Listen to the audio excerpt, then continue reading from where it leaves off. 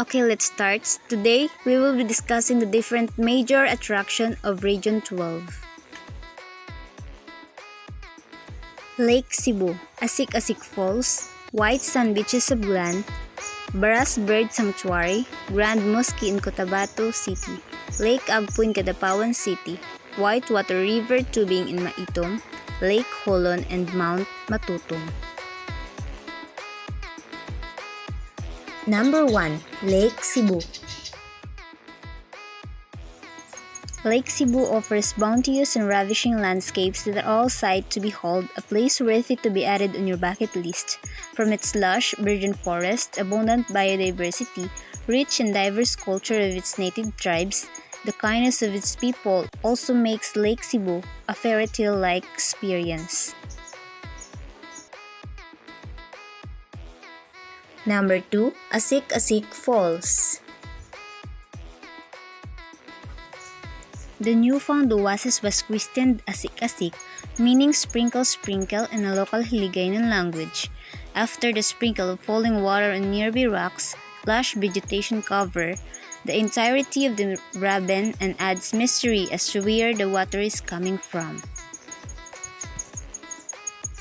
The most likely sources are thought to be the springs deep within the mountain or an underground river. Number 3. White Sand Beaches of Glan. Popular beach destination Glan Sarangani is now open for tourism. The municipality of Glan is a first-class municipality in the province of Sarangani, Philippines. The town is famous for Gumasa Beach, which is a long stretch of talcum-like white sand beaches, doubt as a small Boracay of Mindanao or Boracay of South. Number 4. Baras Bird Sanctuary. Baras Bird Sanctuary is an area covering about 2 hectares of land that is home to tens of thousands of beautiful birds. The area is located on the bank of a river and includes swamplands, wheatlands, and marshes. The sanctuary is the most popular tourist site in Tacurong. Number 5. Grand Mosque in Cotabato City. Sultan Hanasal Bolkiah Masjid, also known as the Grand Mosque or Golden Mosque, the biggest and grandest mosque in the Philippines. It is named after the Sultan of Brunei, who according to reports contributed $40 million for its constructions. Number 6. Lake Agpo in Kidapawan City. Lake Agpo is located in a forest reservation in 1,250 meters above sea level at the foot of Mount Apo. Lake Agpo is a travel-worthy place, a place to relax where you can find a hot pool mix with a cold spring water, making it an awesome stay. Number 7. The Whitewater River Tubing in Maitom. Whitewater River Tubing in Pangi River started way back 2005. Resident Tibulis and Ilocanos from Barangay New La Union formed a group of river guides for this unique tubing experience. Compared to rubber boats and use in a river rafting, tubing used recycled rubber tires to chase the rapids. These tires are specially designed by the guides, making the seats super fit for the rough rapids of Pangi River. It's actually comfortable to sit on. Number 8. Lake Holon. Located in a town is Lake Holon within Mount Parker. The lake was declared as the cleanest inland body of water in the entire country in 2003 and 2004. Last but not the least, the Mount Matutong. Matutong is an active stratovolcano approximately 5.7 kilometers from Akmonan Tupi, South Cotabato, Philippines. Matutong and its foothills are predominantly inhabited by indigenous Bilaan families. The next is the different activities.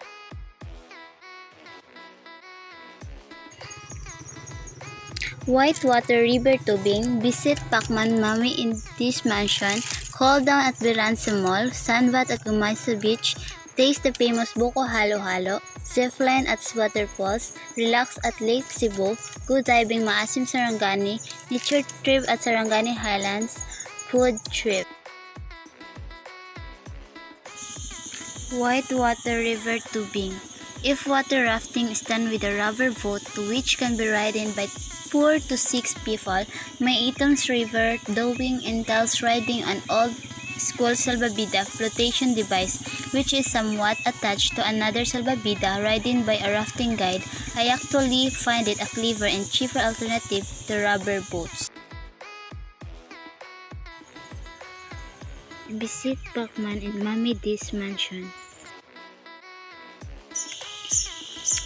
As this is the home of the famous boxing legend Manny Pacquiao, you might like to take a peek at where he stays from the outside at least. The Pacman's mansion looked simple on the outside, but the compound has its own basketball court and a separate receiving hall. Cool down at Biransa Mall.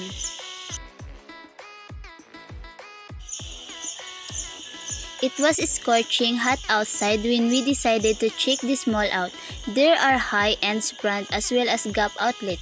In case this is not your cup of tea, Biransa is just across the KCC Mall where I hear many locals do their groceries shopping.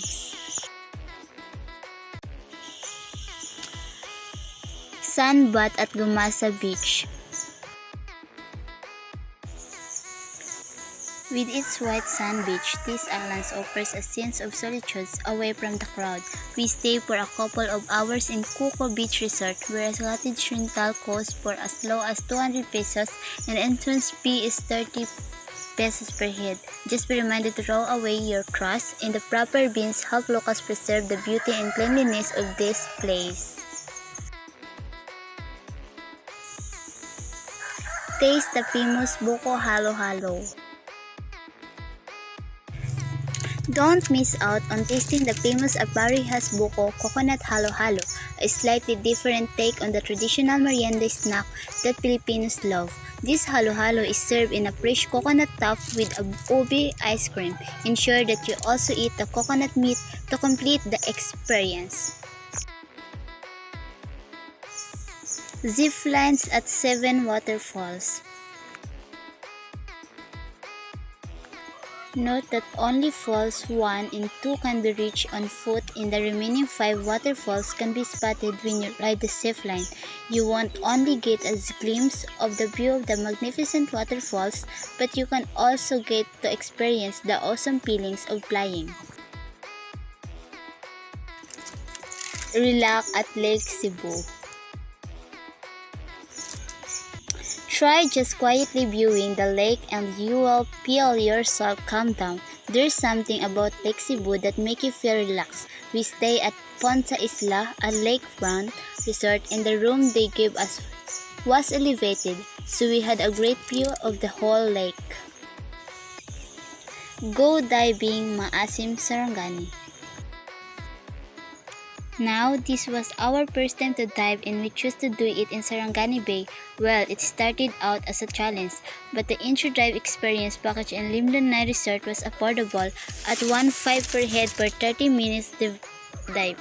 With diving gear, we were amazed to see how rich the marine biodiversity of Sarangani Bay really was. It's rightfully one of the best diving spots in the country. Nature trip at Sarangani Highlands. Don't let the name fool you. This resort is located in Jinsan and not in Sarangani. I heard that the owners are from Sarangani, so they named it after their hometown.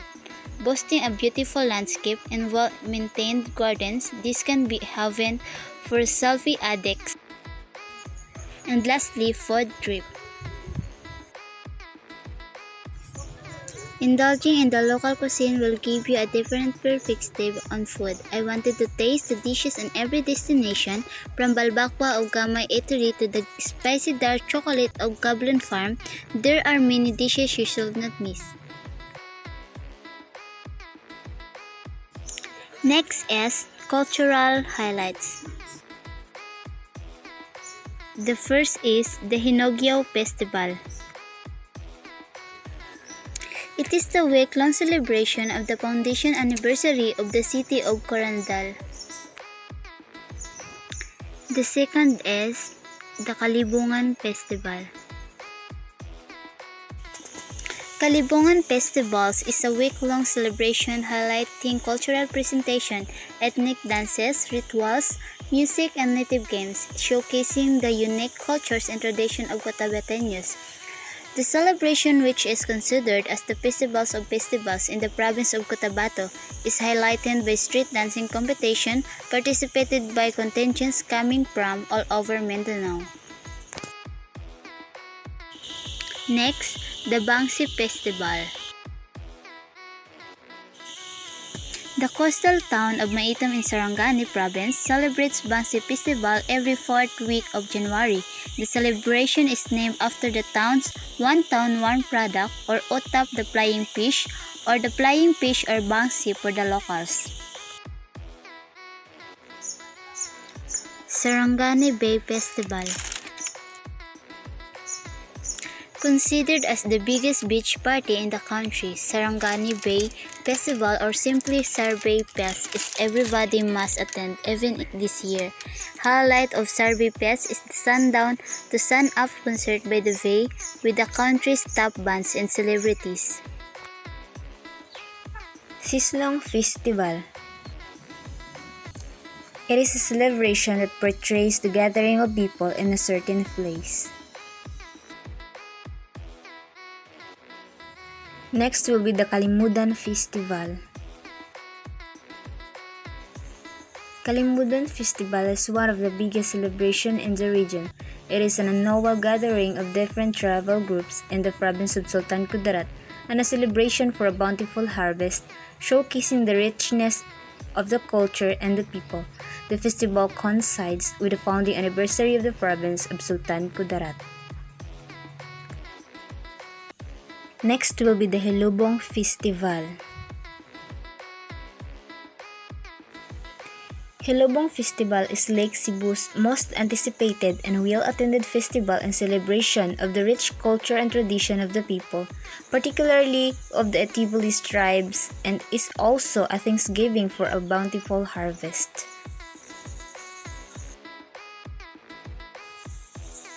Next is the Hinabiog Festival. The town of Esperanza in Sultan Kudarat celebrates Hinabiog Festival every second week of November, also to commemorate the town's founding anniversary. The streets dancing competition and showdown participated by the different schools in Esperanza is a must-see. Next will be followed by Sharif Kabunsuan Festival. Sharif Kabunsuan Festival is another colorful festival celebrating the arrival of Sharif Kabunsuan via Rio Grande de Mindanao in Cotabato City to introduce Islam. Next is the Talakudong Festival. It is highly anticipated annual event in Region 12. It is a celebration highlighting Tacurong City's most prized symbol, the Kudong.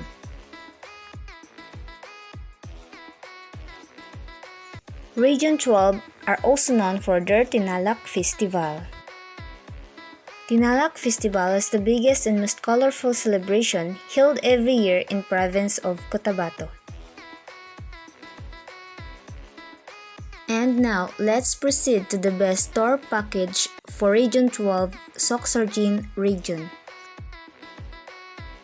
As you can see in our tour package, we have here 3 days and 2 nights, fall as low as 4,150 pesos per pax. These are the following activities that you will enjoy here in SOCCKSARGEN Region. The first one is hiking and trekking at Hike Sanchez Peak. The second one is relax at Lake Cebu. The third one is the high nature trip at Sarangani Highland. The fourth is the white water river tubing. And the last one is visit the pineapple plantation. These are the following activities that you will enjoy here at Region 12. We also created the best itinerary for you.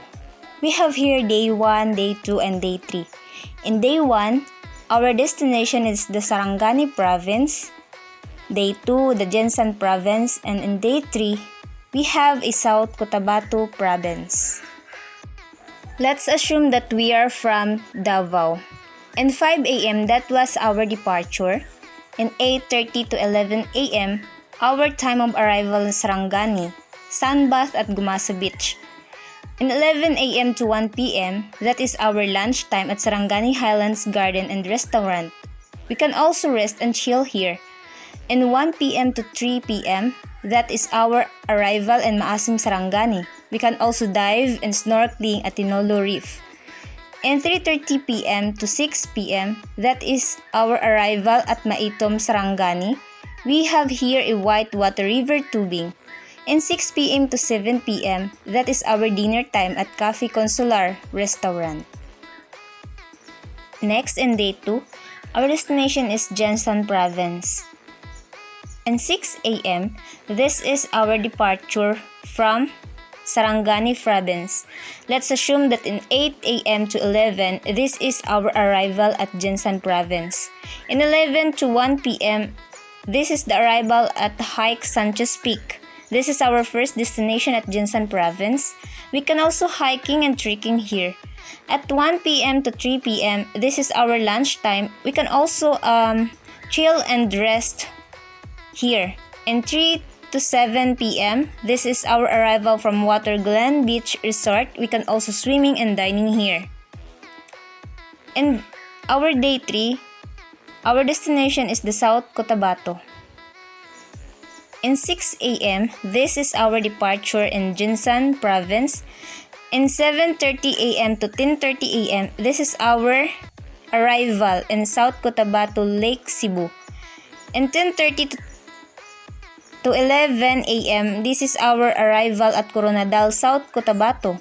We can also taste the famous buko halo-halo here. In 11 a.m. to 1 p.m., this is our lunch time at High Street Grill. We can enjoy there the native barbecue, sizzling, and calamaris. In 1 p.m.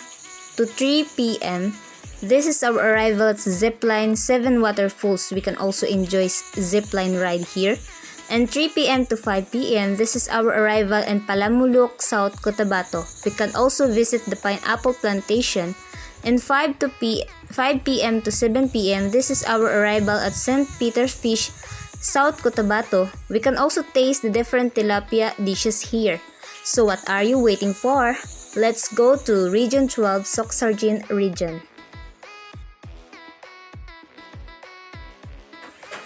And now let's proceed to the SWOT analysis of Region 12.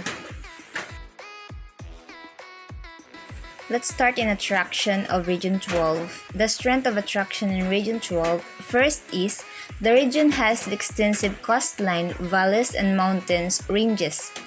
Next, Region 12 is known for rich cultural diversity and natural wonders. And the third one is, the region are popular for its attraction, the reason why tourists love this place so much. Next will be the weakness of attraction of the region. The first one is the region experiencing shortfalls in some areas surrounding employment and workforce. Second one is labor fees.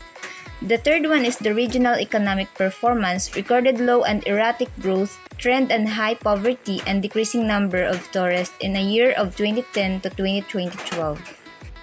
Next will be the opportunities of attraction. The first one is job opportunities within the region was continue increasing. Number 2, attracted many workers to work in many attraction sites. Number 3, provide employment. Number 4, the Department of Tourism is hyping up promotion on the beauty of SOCCKSARGEN Region, offering the region's unadulterated treasures to local foreign tourists alike as it tries to increase the 2017 tourist arrivals by 5 to 10% this year. The last one is the threat of attractions. It is prone to flooding, landslide, and earthquake hazards. Okay, and now, let's talk about the access. The strength of the access, the first one is have a railroad access and speed internet connection. And when we talk about its weakness, the region facing the issue about lack of 4-lane highways, and the opportunities improve access to basic social services and infrastructure facilities. The last one is the threat. It has a natural disasters, broken roads and damaged bridges that are not repaired. Next is accommodation. The strength of accommodation is there is a lot of accommodation around the region that affordable and definitely up to your standard.